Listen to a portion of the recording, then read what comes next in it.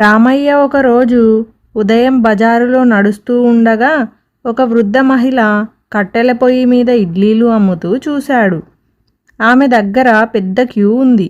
ప్రతి ఒక్కరూ ఆమె ఇడ్లీలు కొనుక్కుంటూ ఆనందంగా తింటున్నారు. రామయ్య ఆమె వద్దకు వెళ్ళి ఇలా అడిగాడు. అమ్మా, మీరు రోజుకి ఇన్ని ఇడ్లీలు అమ్ముతారా? మీకు లాభం ఎంత వస్తుంది? అవును బాబు, ప్రతిరోజు ఇడ్లీలు 10,000కు పైగా అమ్ముతాను. కట్టెల పొయ్యి మీద వండి అమ్మితే చాలా మంచి లాభం వస్తుంది. అవునా అమ్మా, చాలా మంచిది. ఇక నేను వెళ్ళొస్తా. అలా చెప్పి రామయ్య అక్కడ నుండి ఇంటికి బయలుదేరతాడు.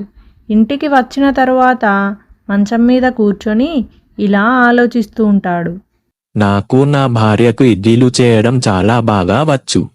ఇలా మనం కూడా చేయగలమా? అని ఆలోచిస్తుండగా రామయ్య భార్య లక్ష్మి అక్కడకు వస్తుంది.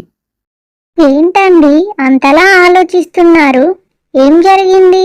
నాతో చెప్పండి. లక్ష్మి, ఇలారా, ఇలా వచ్చి కూర్చో. రామయ్య అలా చెప్పగానే లక్ష్మి వచ్చి పక్కన కూర్చుంటుంది. ఇప్పుడు చెప్పండి, ఏం జరిగింది? అంతలా ఎందుకు ఆలోచిస్తున్నారు?